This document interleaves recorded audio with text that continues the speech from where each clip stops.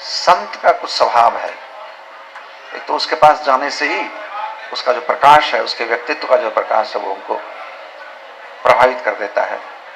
संत के पास जाने से हमको भगवान की चर्चा मिलती है, भगवान का बारे में हमको सुनने को मिलता है, जिससे मेरा अंतर्मन प्रकाशित हो जाता है। इसलिए उससे बड़ा सुख और कुछ नहीं।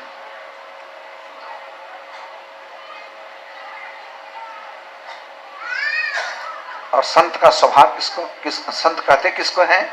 पर उपकार वचन मन, जो मन से, वचन से और कार्य से दूसरों का भला चाहता है, भला करता है, वो संत है। और हमारे दुख सुख का सबसे बड़ा कारण भी यही है। आज सुबह में हम लोगों ने चर्चा कर रहे थे कि उद्धव जी ने मैत्रेयी जी से पूछा था कि हर एक आदमी संसार में सुख चाहता है, लेकिन देखा गया है कि सब दुखी है, क्यों होता है ऐसा?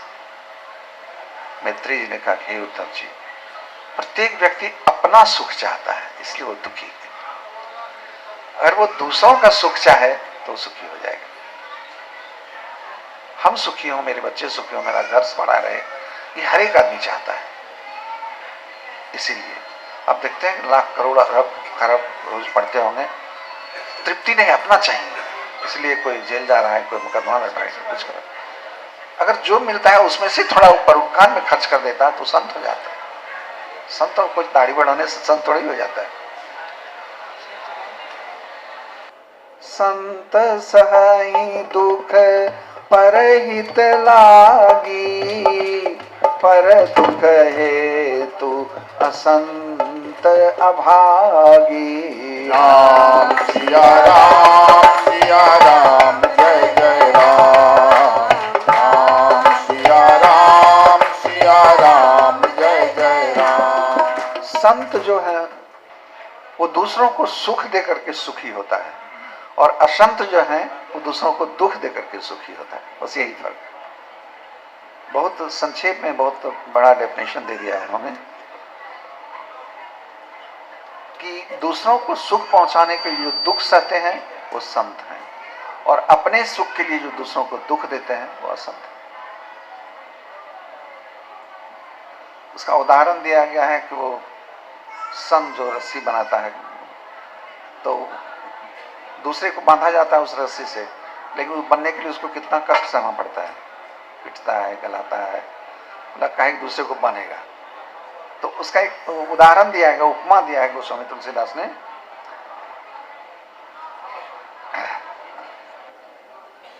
संत उदय संतत हित सुखकारी, विश्व सुखद जिमी इंदु तमारी। राम सिया राम जय जय राम। राम सिया राम जय जय राम। ओ परम धर्म श्रुति विदित अहिंसा, पर निंदा सम अघन करीशा। राम सिया राम जय जय राम। राम सिया राम जय जय राम। संत जहां होते हैं वो दूसरों को सुख देते हैं, सुखद उनका मिलना सुखद है। जैसे चंद्रमा का उदय विश्व भर के लिए सुखदायक है। और धर्म अहिंसा, अहिंसा मतलब जिससे दूसरों को कष्ट नहीं हो। बस हिंसा खाली मारकाट करना हिंसा नहीं है। हमारे किसी बात से किसी के मर्म स्थान को चोट पहुंचा, ये भी हिंसा है। हमने ऐसा कुछ बोल दिया कि दूसरे को दुख हुआ, ये भी हिंसा है। हमारे किसी व्यवहार से जो किसी को थोड़ा सा भी कष्ट पहुंचता हो, वो हिंसा है। तो जिसकी ये प्रवृत्ति है कि हम किसी को कष्ट नहीं देंगे, उससे बड़ा धर्मात्मा और कौन होगा? उसने कुछ किया नहीं, लेकिन वो धर्मात्मा है रामायण के हिसाब से। और सबसे बड़ा पाप परनिंदा, जिसको हम लोग दिन रात करते हैं। हम लोग बातचीत में दो ही काम करते हैं, अपना बड़ाई करते हैं, दूसरों की निंदा करते हैं। आप नहीं बुझते कि कितना बड़ा पाप है। अच्छाई बुराई संसार में बिखरा हुआ है, हम वही देखते हैं जो हम देखना चाहते हैं। अगर हम दूसरों की निंदा करते हैं, इसका मतलब हमें बुराई देखने का दोष है। जिसकी हम निंदा कर रहे हैं वो कितना बुरा है ये तो हम नहीं जानते हैं, लेकिन हम में बुराई देखने की बुराई है ये तो प्रमाणित हो ही जाता है। अपने को तो हम खोल ही देते हैं। इसीलिए हम ये नहीं कहते हैं कि दोनों अच्छे भी हैं बुरे भी हैं। ये ब्रह्मा का सृष्टि है, सिर्फ अच्छा से संसार नहीं चल सकता है। बुराई सब विद्वान होगा तो सृष्टि नहीं चलेगी। कुछ आदमी मूर्ख रहना जरूरी है। सब धनी हो जाएगा तो नहीं चलेगा। कुछ आदमी गरीब होना जरूरी। ये ब्रह्मा का सृष्टि है, उसमें हम कौन होते हैं दूसरे। इसलिए अनावश्यक किसी के निंदा से जितना परहेज कर सकें उतना हम इस रास्ते पर आसानी से चल सकेंगे जो रास्ता हमने पकड़ा है। और बड़ा किसको कहते हैं? जिसके पास बहुत पैसा हो, बहुत बड़े पद पे हो, बहुत पावरफुल आदमी हो। बड़ा किसको कहते हैं? बड़े बड़ाई ना करे, बड़े न बोले बोल, हीरा कबहू ना कहे लाख टका है बोल। जो अपनी बड़ाई कभी नहीं करता वो बड़ा। अपनी बड़ाई और दूसरों की निंदा, इससे हम लोगों को बचने की चेष्टा करनी चाहिए।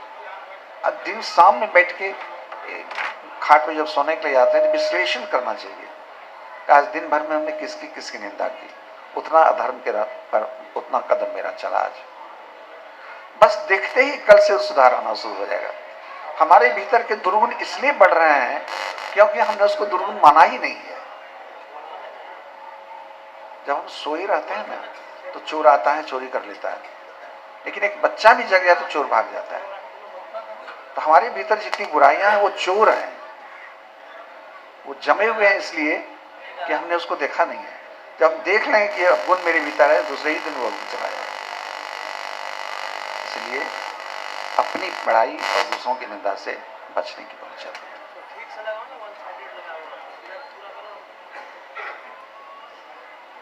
उसके बाद है कि किसकी निंदा करने से क्या क्या होता है। भगवान की निंदा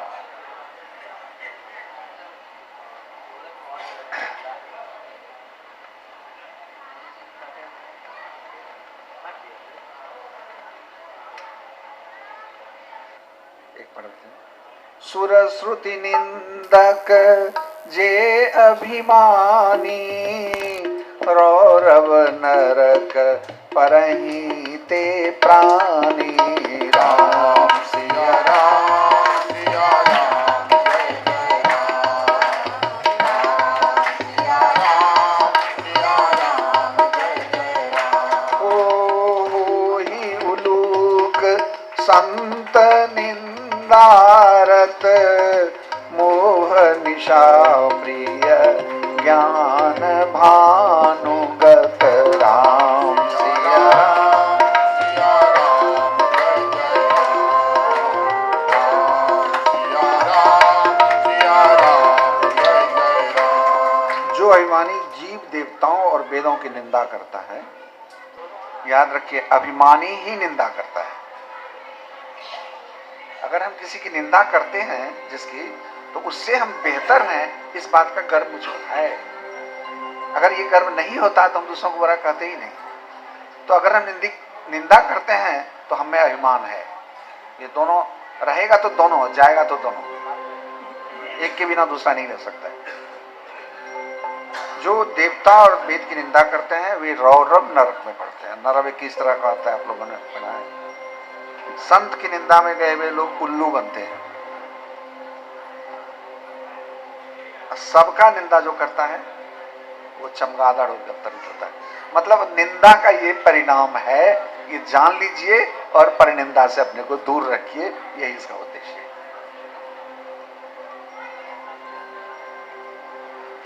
अब हम लोगों को कुछ बीमारी है, कहते नहीं, क्रोध है, लोभ है, ईर्ष्या है, बेईमानी है। बेईमानी एक बीमारी है। वो बेचारा लाचार है, वो क्या करेगा, वो भी जानता है। चोरी करना एक बीमारी है, वो कुछ ना कुछ कर लेगा। झूठ बोलना एक बीमारी है। सुनहु तात अब मानस रोगा, जिनते दुख पावहीं सब लोगा। राम सिया राम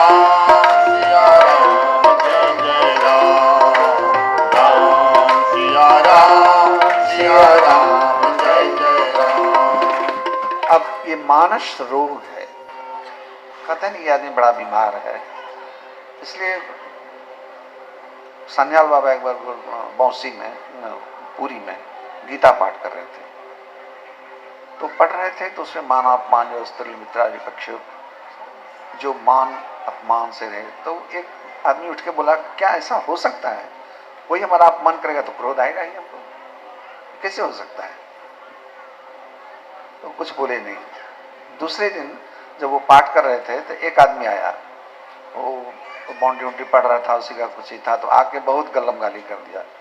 सना चुपचाप सुनते, कुछ बोले नहीं। और बोलू का वगैरह थे, बोला वो मार करने के लिए तैयार हो गए। वो तो थोड़ा रागी थे बोलू का, बोले कि लाओ लाठी इसको भी पूछते हैं। तो शांत किए। जब वो बहुत बोल चुका, बोले पहले इसको एक गिलास दाब पिलाओ, बहुत थक गया होगा। तो फिर वो शांत होकर बैठा, तो उसको समझा दिया, वो चला गया। तो जो कल प्रश्न पूछा था, बोला कि नहीं बाबा, हो सकता है कल जो मेरा प्रश्न था उसका उत्तर आज मिल गया। तो पूछा उन्होंने कि आपको क्रोध क्यों नहीं आया? हम लोग को क्रोध आया, आपको क्यों नहीं आया? बोला हम जानते हैं इसको बीमारी है। एक पागल अगर आपको मारता है तो उसको तुरंत ही पागल है, उसको बीमारी है, वो क्या करेगा? अगर उसको बुद्धिमान होता तो ऐसा करता क्या? तो हम जानते हैं कि बेचारा बीमार है, इसको मानस रोग है, क्रोध रूपी बीमारी इसको है। हमको तो वो बीमारी है ही नहीं, तो इसलिए वो बिहेव्स लाइक दैट।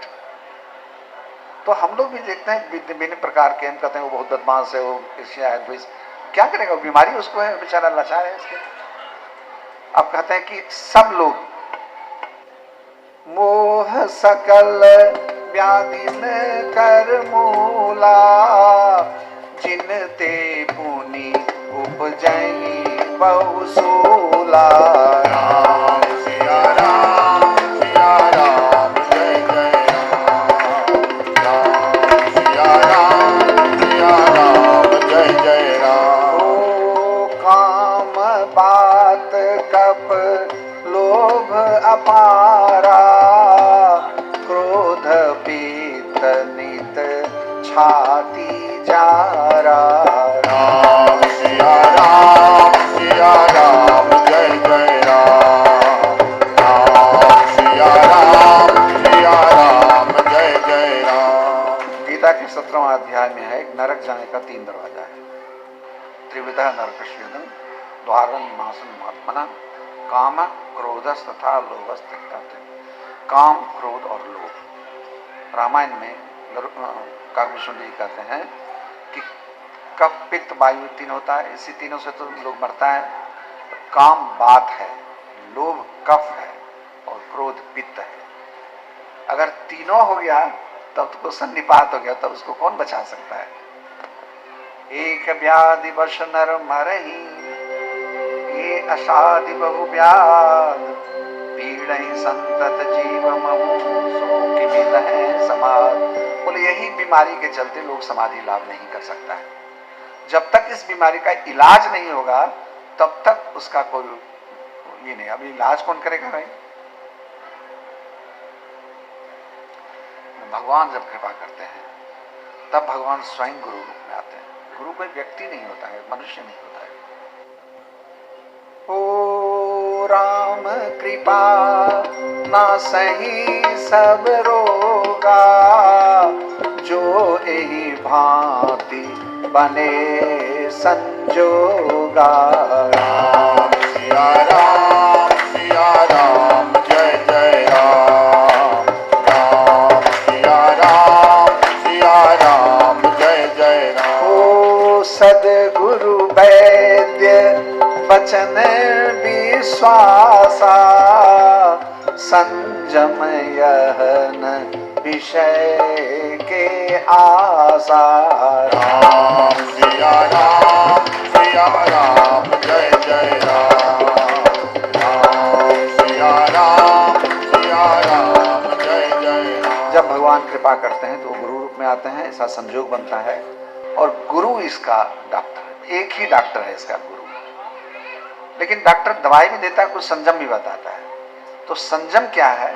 हम लोग पूजा पाठ भी करते हैं ना, तो हमारा परिवार ठीक हो जाए, मुकदमा जीत जाए, हमारा ये हो जाए, कोई विषय की आशा नहीं। गुरु जो बताए हैं चुपचाप करते रहिए, इससे हानि होगा, लाभ होगा, कुछ नहीं। गुरु के वचन